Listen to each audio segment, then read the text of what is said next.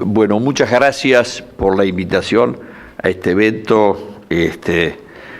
Pedro me llamó hace como un mes y medio para contarme que la fundación iba a ser propuesta, iba a ser este seminario. Le dije que me parecía fantástico y que por supuesto quería ser de la partida, mucho más cuando me planteó los compañeros de panel. Y eso que no sabía que había traído de coordinador panelista a mi ídolo Alfredo García. Quiero, por lo tanto, simplemente me siento muy a gusto y voy a tratar de evitar cumplir con las expectativas de Pedro, que le dijo a Emiliano Cotelo hoy de mañana. Sí, va a estar con Hughes, es un poco radical, o sea que ya le anunció al público que yo iba a decir cosas un poco chocantes. Le rompo lo de poco.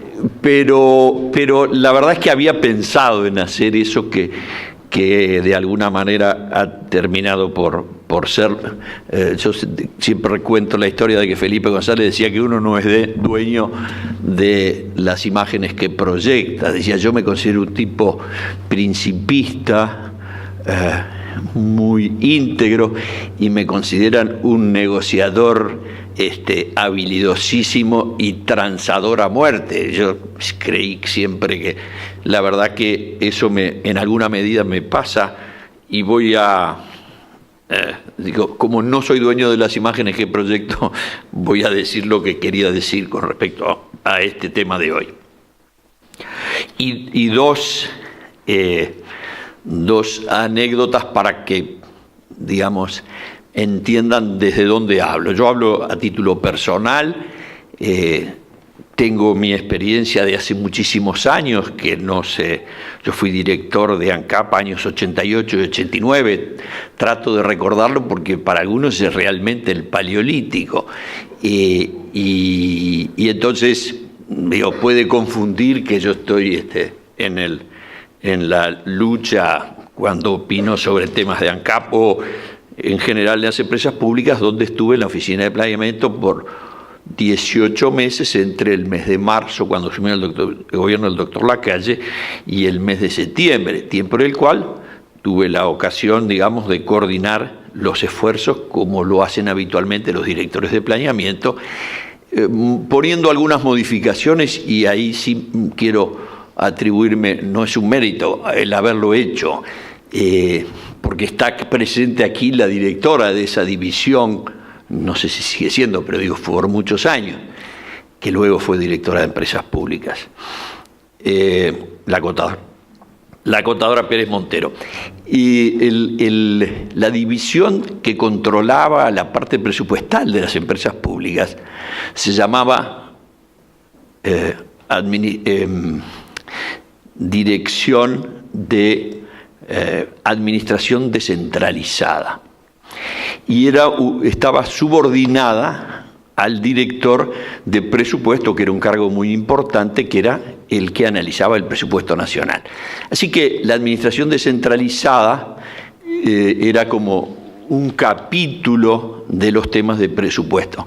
A mí me pareció que eso no era acertado, que no reflejaba la importancia que tenían las empresas públicas en la estructura fiscal de gasto y de ingresos del Estado, y lo propuse, que se concretó y sigue hasta nuestros días, la creación de la división Empresas Públicas, en la que quedó ella como directora. De modo que tengo que ver con la historia de que, como decía el subdirector de la OPP, la referencia a empresas públicas precisamente está en el nombre de esta división en la OPP desde entonces hasta hoy. Y lo último es que en mi vida en ese periodo tengo dos anécdotas con respecto a este tema. Una es y tiene que ver con la dirección, fue un consejo que me dio el senador Ortiz, un brillante político, en esa época, fin del año 87, senador de la República del grupo del herrerismo que había hecho el acuerdo con el doctor Lacalle y habían, digamos, unido fuerzas en el año 86, después de haber ido, digamos, por vías separadas en la elección del retorno democrático del año 84, el senador Ortiz, que era un hombre muy sabio, que había sido ministro de Hacienda del segundo gobierno Blanco y un caballero intachable, cuando se enteró que había sido nominado para ir como director de ANCAP, teniendo yo, digamos, ninguno de los antecedentes que eran habituales para la designación. Yo no me había tirado a diputado ni a nada parecido. Tenía una actuación como técnico en el muy recientemente organizado Instituto Manuel Oribe, con el entonces senador Lacalle, y una mañana me llamó, vivíamos muy cerca, a decirme, ¿podés venir a casa? Eran las 7 menos cuarto de la mañana, y le digo, sí, es importante, sí, bueno, tomo el desayuno, me doy una ducha y voy, y me ofreció ese cargo. Y tenía un proceso que tenía que ver la venia, pero además, primero que nada, tenía que discutirse a nivel interno del Consejo Nacional de Revista. Y entonces me llamó el senador Ortiz a su casa, que vivía ahí en Jaime Sudáñez y la Placita Gómez-Ora, a la vuelta sobre Roque Graceras, y me dijo, contador, yo tenía 40 años, contador, yo quiero pedirle una cosa. Sí, escribano, la que a usted le parezca. Mire, son muchos años que tengo en esto y he visto y hemos nominado a lo largo del tiempo decenas de personas que vienen a estos cargos de dirección de empresas públicas con un impulso brutal. Pero al cabo de unos meses, se lo voy a poner muy gráficamente, uno lo llama para hacerle algún comentario y la respuesta es, yo soy ancapiano. Adjetivo que quiere decir, he sido cooptado por la cultura de la empresa y por lo tanto las líneas del gobierno o las ideas con las cuales usted haya venido se lo van a tragar y usted va a hacer lo que diga el ingeniero Tierno.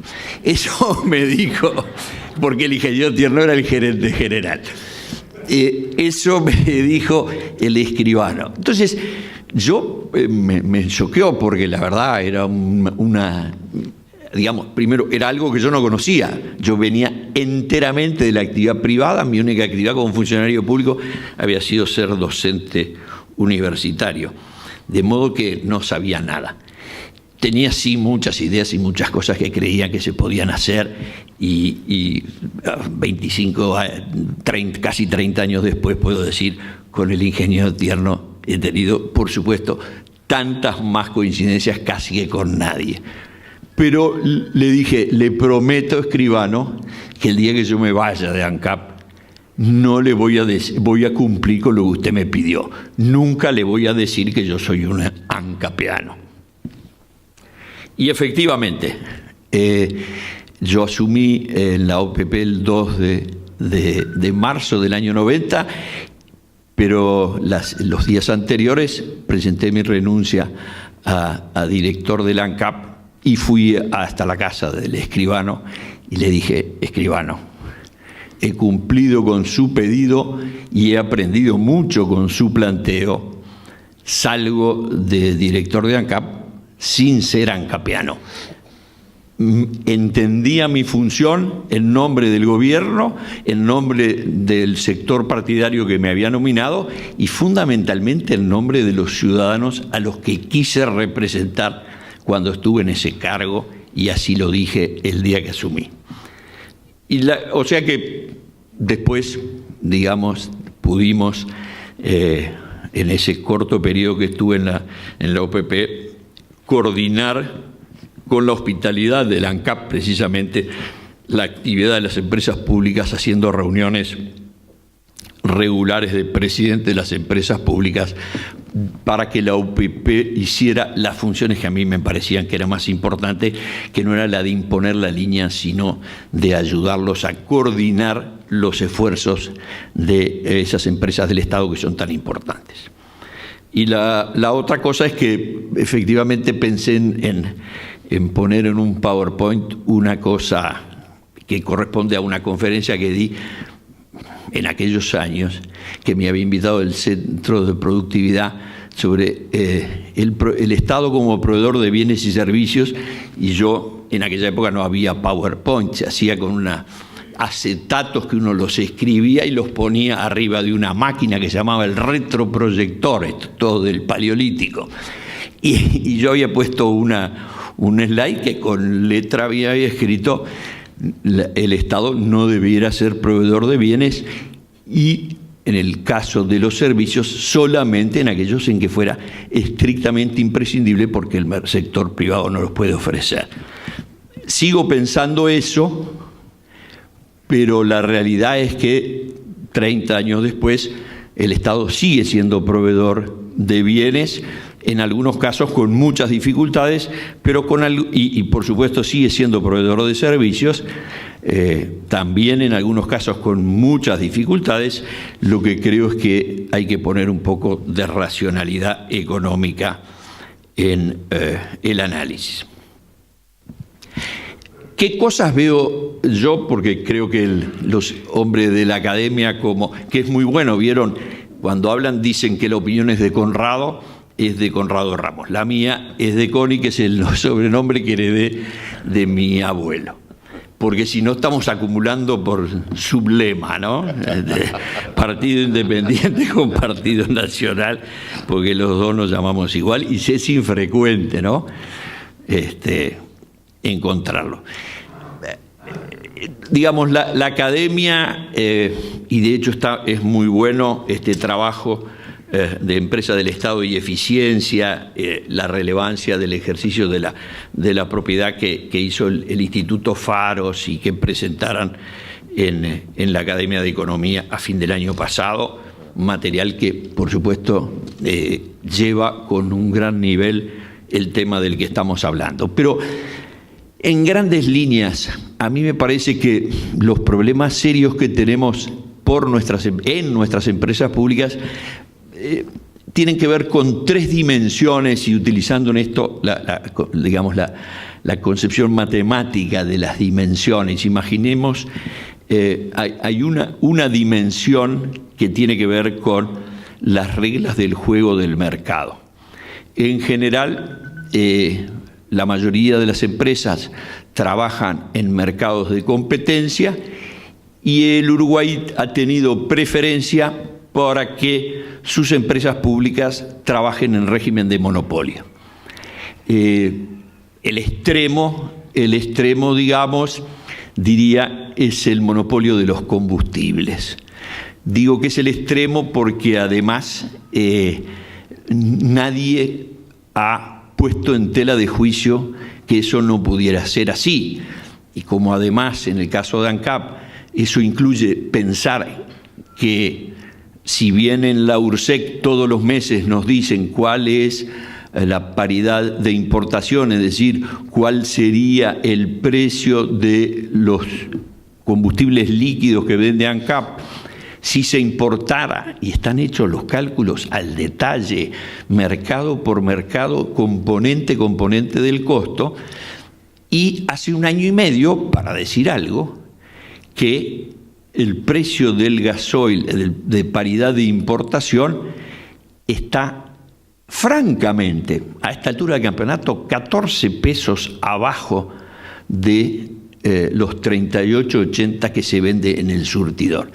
De modo que estamos teniendo, por el monopolio más la exclusividad industrial, en el caso es decir, la propia ANCAP no hace análisis racional, porque si hiciera análisis racional, en realidad importaría, porque sus costos de producción son más altos que la paridad de importación.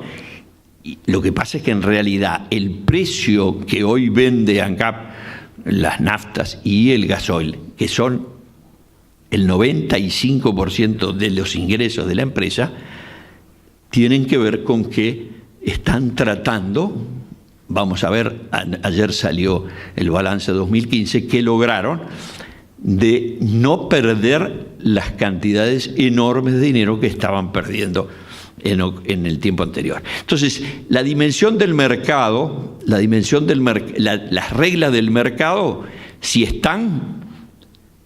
son sumamente beneficiosas. La prueba del 9 es fundamentalmente el mercado de telefonía celular. Cuando yo estaba en el gobierno, Antel tenía 200.000, se llamaban suscriptores, porque ni clientes los consideraba. Bueno,